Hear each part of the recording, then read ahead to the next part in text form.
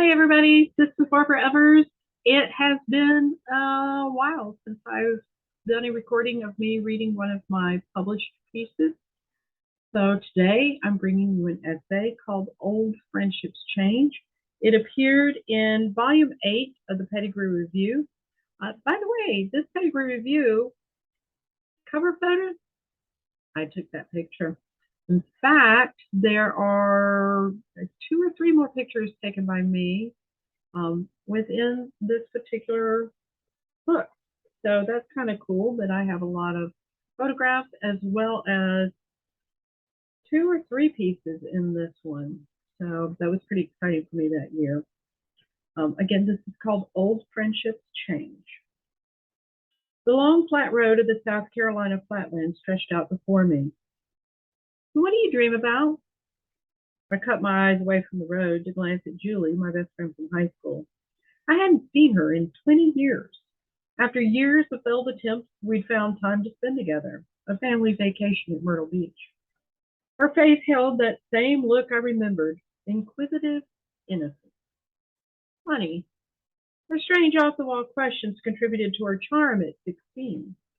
20 years later, not so much. Appearance-wise, she hadn't changed a lot. Hair a bit shorter, a few wrinkles, and now I was discovering her conversation skills had in certain ways stayed the same as in high school. How had I missed this all of these years?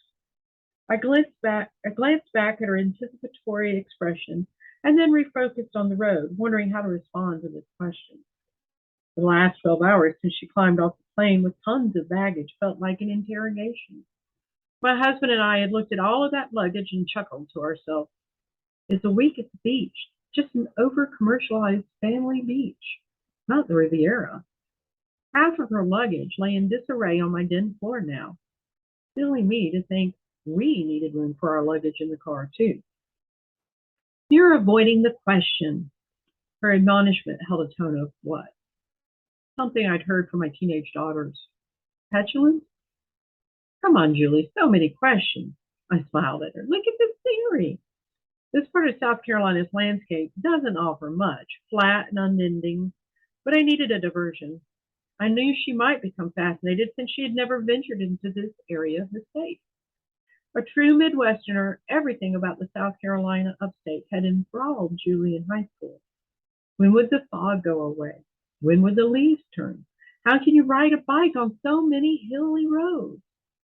The questions ran endless then, and they appeared to do so now. What is it growing? She said.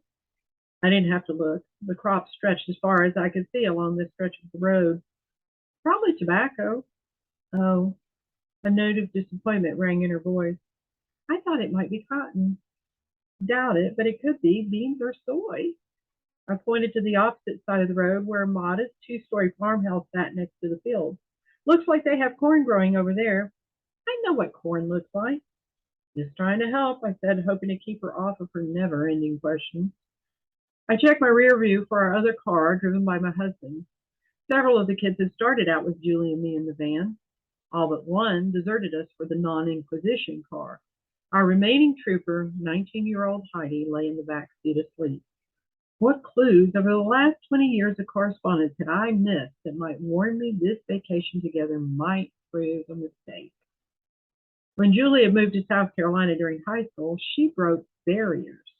People who never spoke to each other became her friends, and likewise friends to each other. I found her questions clever then, off the wall, but clever. People always answered her. The questions brought them together. Experience of silence in the group, awkward or not, and Julie filled it with a nonsensical question. The guys loved her. She dated a lot that year until she met Dwayne. After that, other guys tried, but Dwayne held her heart. Me, I had few dates in high school. It didn't matter. My best friend was Julie, my claim to fame. Mom! Heidi sat up in her seat, peering between sleeping lids. She yawned. Are we there yet? The infamous trip question. Nope. She sat up straighter and looked around at the farmland. I gotta pee. Me too, baby, me too. I laughed at the joy of commonplace conversation and the surprise on Julie's face. I think there's a town ahead. We'll stop there. Is there a rest area in the town? Julie said. No. I stifled a laugh over her city and major interstate ideas. But they'll have gas stations, or maybe a McDonald's or something. Oh, Julie hesitated for a breath. You know so much. What? You're the doctor. I tried to keep my jaw from hanging open. Yeah, but I don't know what I'm looking at out this window, and I'd panic if a kid told me she needed to pee with no bathroom in sight. Hey! Heidi sounded indignant from the back seat. In the rearview mirror, I caught her gaze and gave her the look. I'll bet she moves to the other car after we stop. Julie, I said, it's no miracle. You just learn what you need to know or you learn from experience. You know that. Heidi smirked in the back seat. She recognized my tone and appeared to enjoy knowing that her mom's dear old high school friend was exasperating. Note to self. Never take an old friend on vacation when your only contact for the last 20 years has been letters and the occasional phone call. I envisioned us at graduation standing back to back like dealers. We started walking, only I soon stopped, and she walked all the way across the country.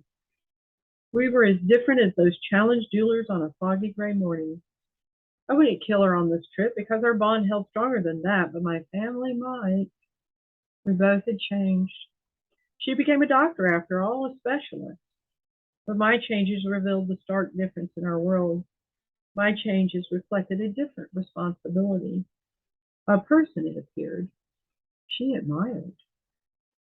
Imagine that. So that's Old Friends Change. I am still friends with Julie. We're not as close as we used to be. We still have an entire country between us. She's in California, I'm here.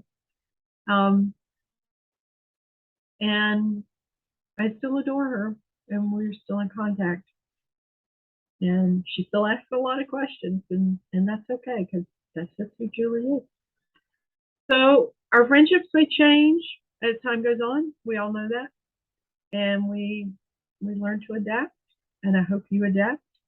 And I hope that if you enjoyed this story, you'll check out some of my other stories. I have several stories recorded on YouTube, so check them out. And if you really like everything and are interested in my fiction, especially my epic fantasy trilogy, which, by the way, 2 of the books have won the Best Fantasy Novel 2 years in a row at the Imagine Awards, then hopefully you'll check out my blog and my website and possibly even sign up for my newsletter. People who receive my newsletters, I receive a free short story just for signing up, and then every month I have something special in there for them that's only for them, and they get advance notice of contests. They have specific subscriber-only contests and so forth. All that information will be in the information attached to this video. So happy reading. Thank you for being here.